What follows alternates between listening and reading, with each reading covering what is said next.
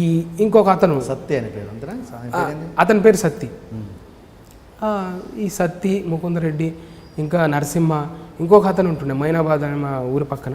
ఆ మైనాబాద్లో ఒక అతను ఫాస్ట్గా ఇట్లా తిరుగుతూ ఉండే, రోడ్ల పొంటి తిరిగి అవి పడుకుంటాడు. సమోసాలు ఏడు దొరుకుతాడు, మళ్ళీ ఏమైనా పైసలు ఇస్తే ఆ పైసలు తీసుకుపోయి దుకాణంలో కొనుక్కుంటాడు.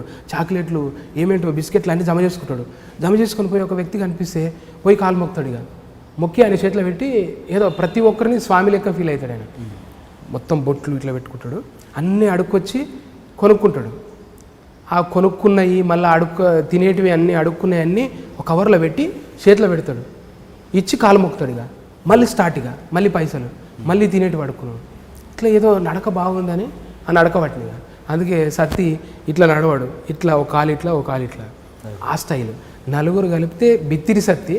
ఆ బిత్తిరి సత్తి ఇమిటేషన్ ఇంకా ఒకరిది కాదు ఇక అది అని అట్లా మిమిక్రీ ఇమిటేషన్ ఇక అన్నీ అట్లా పెట్టుకొని ఒక హీరో. ముకుందరెడ్డి ఏం తీసుకున్నావు? ముకుందరెడ్డి మాట తీరు, మాట్లాడేది. నరసింహది కళ్ళు అని ఇట్లా తీసాడు. ఇంకా సత్తిది చేతులు, సత్తి ఇట్లా ఎప్పుడు చేతులు పెడతాడు. ఈ ఆ సత్తి చేతులు పేరు రెండు తీసు. అలా ఫోటోలు ఉన్నాయా నా దగ్గర? ఫోటోలు చూపిస్తా, ట్రై చేస్తా.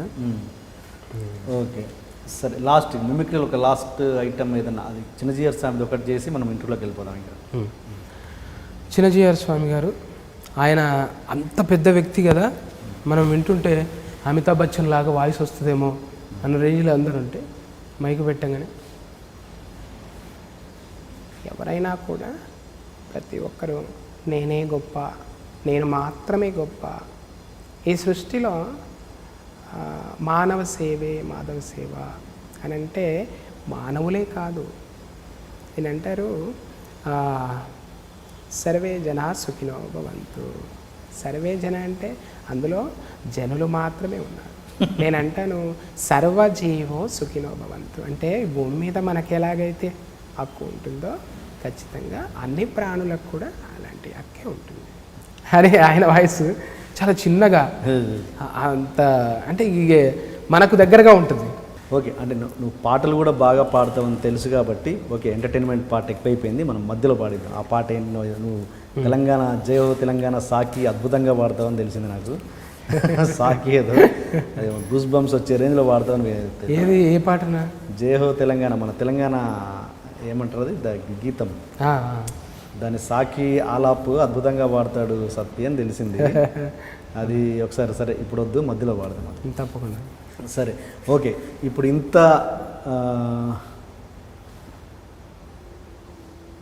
ఫేమస్ అయ్యావు కదా, ఇంత చాలా బిత్తిరి సత్తి అనే క్యారెక్టర్ మొత్తం ఆల్ ఓవర్ తెలుగు అందరికీ తెలియనోడు అంటూ లేడు. అంటే నా పాయింట్ అంటే ఇప్పుడు అందరు జనాలు ఎక్స్పెక్ట్ చేసే క్వశ్చన్ ఇది.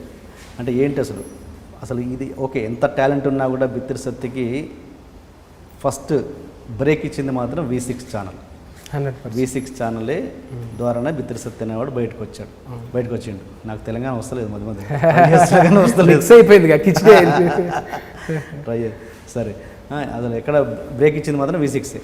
సో మరి ఏంటి V6 ఛానల్ నుంచి బిత్తిరి సత్తి ఎందుకు బయటకు వచ్చిండు అన్నది సడన్గా అందరికీ సర్ప్రైజ్. అందరూ ఈ క్వశ్చన్ ఖచ్చితంగా ఎక్స్పెక్ట్ చేసే క్వశ్చన్ కాబట్టి ఖచ్చితంగా అడుగుతున్నాను నేను. బయటకు వచ్చిండు అనే దానికంటే సరే అంతకుముందు చేసిన ఎవరన్నా అన్ని సంవత్సరాలు ఉన్నారా ఒకే చోట? అంటే ఎవరు ఫేమస్ కాలేరు? కత్తి కార్తీక ఫేమస్ కాలేదా? తీన్మార్ మల్లన్న ఫేమస్ కాలేదా? సత్యవతి మంగ్లీ ఫేమస్ కాలేదా? శరణ్య ఇప్పుడు ఫిదా సినిమాలో వదిన చేసిన శరణ్య, లచ్చవ్వగా చేసిన ఎవరు ఫేమస్ కాలేదు? నేను అంటా అదే, వాళ్ళు ఒక 1 year 1.5 year 2 years maximum 3 years అనుకుందాం, నేను 5 years. మరి ఇదేందుకు కాంప్లిమెంట్ కాదు నాకు? 5 years ఉండగలిగిన అంటే ఓకే, ఉండు ఓకే ఉన్నావు. అనేది ఏంటంటే నువ్వు బయటకు రాని రీజన్, వాళ్ళ రీజన్స్ వాళ్ళకు ఉంటాయి. అక్కడ వాళ్ళకి కత్తి కార్తీయ ఇష్యూ వేరు, ఇంకొకరి ఇష్యూ వేరు. నీ ఇష్యూ ఏందని ఎందుకు బయటకు వచ్చినావు? బయటికి రావడం కన్నా కూడా అంటే నేను తప్పనట్లేదు, బయటకు రావడం తప్పనట్లేదు, నేను ఏదైనా కొత్తగా చేద్దామని అనుకున్నాను. బట్ అది చేయటం కుదరదు కదా. ఇప్పుడు అక్కడ ఎంప్లాయీగా ఉన్నాను నేను, ఎంప్లాయీగా ఉంటూ ఇంకోటి చేయటం కుదరదు కదా. ఇంకోటి ఏదైనా చేయాలంటే నువ్వు ఇట్లా మాట్లాడితే రిసీవ్ చేసుకోరేమో జనాలు. నువ్వు మంచి పక్క నువ్వు సత్తి లెక్క మాట్లాడు నువ్వు ఇట్లా సత్తి లెక్క అంటే చాలా స్టైల్గా డిగ్నిఫైడ్గా అలా అనుకోరు కదా, ఇలా అనుకోరు కదా అంటే మాకు ఎక్కది. అంతేనా? సరే అట్లా అయితే అనుకోరు అని నేను అనుకుంటున్నా. ఇప్పుడు ఎక్కడున్నా కూడా ఇప్పుడు మనకు కావాల్సిన దానికోసం ఎక్కడికైనా పోతాం. నాకు కొత్త క్యారెక్టర్ కావాలి ఏదన్నా అనేది నేను ఇప్పుడు అంటే 3 ఏళ్ళ నుంచే ఉంది నాకు ఆలోచన. కానీ నేను ఒప్పించుకున్న, మాట్లాడిన, సినిమాలు చేసిన, కానీ మీకు తెలుస్తుంది అది అంటే సినిమాకి టీవీకి 2 కుదురుతాయా? మీరు కూడా చేస్తున్నారు షూటింగ్లు, ఒక్కోసారి అది ఉంటుంది ఇది ఉంటుంది. అదే అప్పుడు అంటే అది ఎందుకు ఒప్పియలేకపోయినావు? V6 ఛానల్ వాళ్ళు ఒప్పుకోరా? లేకపోతే అది కూడా చేస్తా ఇది కూడా చేస్తా అంటే ఒప్పుకోరా? ఒప్పుకుంటారు. మరి ఏం ప్రాబ్లం? ఇంకా డెఫినెట్గా ఒప్పుకున్నారు కాబట్టే సినిమా చేయగలిగినారు. అంటే ఇంకెక్కడో ఏదో చేయాలన్న ఇది ఉంటుంది కదా, ఇంకేదో ఆశించను, ఇంకేదో ఎక్స్పెక్ట్ చేసినావు. ఇంకేదో అంటే పైసలు పైసలు ఏమి ఉంటుంది అన్న, పైసలు అన్నీ చూసిన నేను సక్సెస్లో. పైసలు కాదు, పైసలు ఇచ్చిండ్రు, అన్నీ ఇచ్చిండ్రు. కాకపోతే ఆ ముందున్నంత ఇది నాకు కనపడలేదు. అంటే లైట్ తీసుకురు అనుకోవచ్చు, సరే ఇక నడుస్తుంది కదా, ఇంకా కొత్త వాళ్ళు వస్తారు కదా, కొత్త వాళ్ళు వస్తున్నారు కదా అనేది మనకే అనిపిస్తుంటుంది కదా. అంటే నా ప్లేస్లో ఇంకోరు వచ్చిండ్రు, వాళ్ళు నన్ను రెడీ చేస్తున్నారు కదా, వాళ్ళు రెడీ అయ్యేదాకా ఉందామని నేను సడన్గా అయితే నైట్ వెళ్ళిపోలేను. ఒక నెల రోజులు ఉండగానే ప్రీప్లాన్గా జరిగిందా? వేరే వాళ్ళకు వాళ్ళు తయారు చేసుకుంటారు ఇప్పుడు సంస్థ అన్నప్పుడు. అదే అంటే ఎందుకు అట్లా చేసుకోవాల్సిన అవసరం వచ్చింది? అంటే నన్నే నమ్ముకొని ఉండాల్సిన పని లేదు కదా. ఇప్పుడు మల్లన్న తర్వాత మంగ్లీ వచ్చింది, మంగ్లీ తర్వాత ఇంకా అంటే కత్తి కార్తీక ముందు నుంచి కూడా వరుసగా చాలామంది వచ్చారు. నా తర్వాత కూడా ఇంకో రావాలి కదా, తయారు చేయాలి కదా.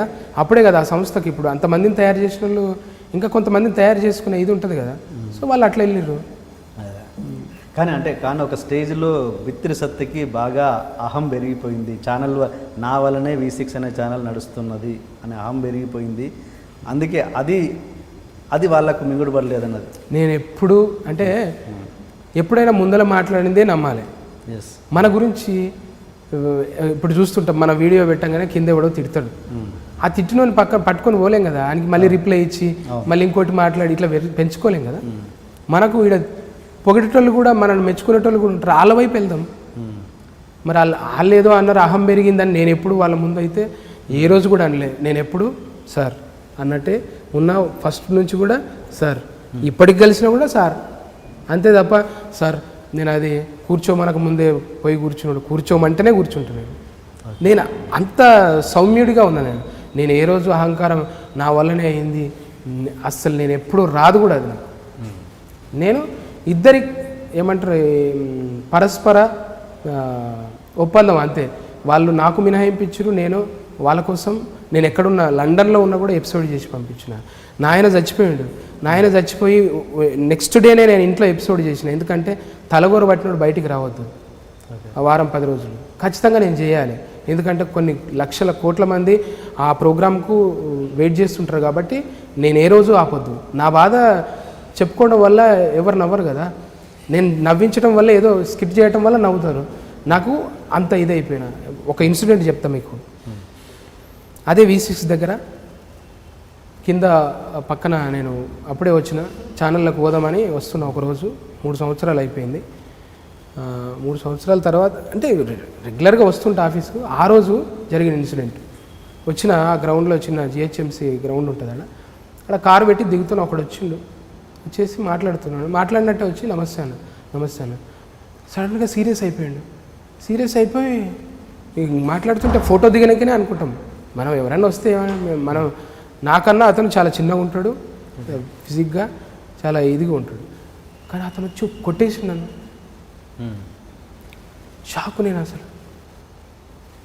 కొట్టంగానే ఎక్కడ కొట్టిండంటే మెయిన్ సెన్సిటివ్ పార్ట్స్లో కొట్టిండు. ఇక్కడ 2 చెవుల పైన ఇక్కడ కొట్టిండు అంతే. ఒక్కసారిగా రేడియో స్టేషన్ ఆగిపోయినట్టు 2 చెవులు సౌండ్, ఒక హ్యామర్ లెక్క ఇట్లా బట్టి ఇది కొట్టిండు. ఇమ్మీడియట్గా ఇది కొట్టి నాకేం అర్థం కాలే. పక్కన మావాడు ఉన్నాడు, వాడికి కూడా అర్థమవుతలేదు ఏమైంది. సడన్గా ఆడు దిగి వచ్చేలోపు కొట్టేసింది. నాకేమీ అర్థం కాలేదు. ఇట్లా ఉబ్బిపోగానే వచ్చి వీళ్ళందరూ వాడిని కలబడుతున్నారు, ఆపేసారు. ఆ రోజు ఇంకా అందరూ ఆఫీసులో ఉన్నారు. ఎందుకంటే మళ్ళీ వాడిని రివర్స్లో కొడితే వానికి ఏమన్నా అయితే ప్రాబ్లం అవుతుందని అందరూ ఆగిపోయారు. కొట్టలేవాడిని ఇంకా మా ఊళ్ళో 2-3 వాడిని చేయి చేసుకున్నారు, అయిపోయింది.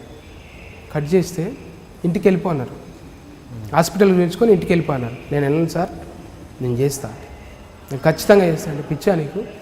నా ఇష్టం సార్, అది నాకు జనాలకి నా బాధ కాదు కావాల్సింది, నా నవ్వు కావాలి, నేను చేస్తానికి ఖచ్చితంగా చేసిన. ఏ రోజు కూడా నేను చేసిన ప్రతి 5 సంవత్సరాలు ఏ రోజు డుమ్మ కొట్టకుండా 1-2 రోజులు డుమ్మ కొట్టచ్చు ఏదో పర్సనల్ ఇది వల్ల, కానీ ఏ రోజు కూడా నేను నా వల్ల నడుస్తుందని కానీ నేను లేకుంటే నడవదని కాదు. నాకు రెస్పాన్సిబుల్.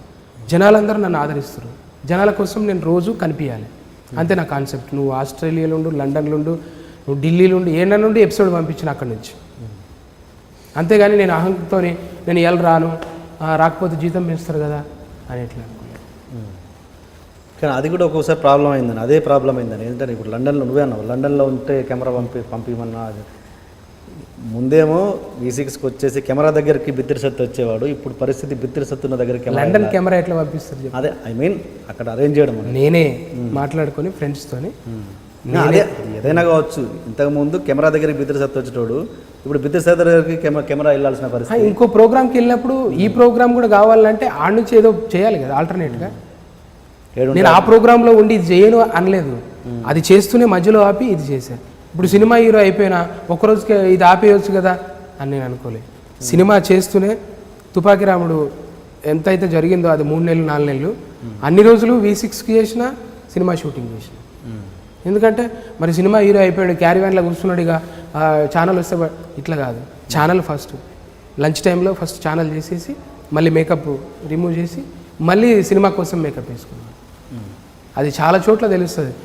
మధ్యాహ్నం వరకు ఒక మేకప్, మధ్యాహ్నం నుంచి ఇంకో మేకప్, కొట్టొచ్చినట్టు తెలుస్తుంది మేకప్. అదేంటంటే టీవీని మనం వదులుకోవద్దు, సినిమా అవకాశాన్ని కూడా వదులుకోవద్దు. ఇదే పరస్పర ఒప్పందంతో. ఇక్కడ ఎవ్వరూ అనలే, వాళ్ళు నన్ను అనలే, నేను వాళ్ళని అనలే. ఇదేంటంటే మూడోవాడు ఎవడో క్రియేట్ చేస్తాడు కదా, సార్ ఇట్లా అంటుంది సార్, మనం అన్నదిలే చేసింది, అబ్బా నువ్వు అంటే ఇట్లనంటగా అని చెప్పుడు. ఈ చెప్పుడు ఏమవుతుందిగా, అవునా తెగేదాకా అయిపోతుంది. సో సినిమా కాల్ ఏం హ్యాపీగా తుపాకీ రాముడు హ్యాపీగా చేసుకున్నావు? హ్యాపీగా చేసుకున్నాను.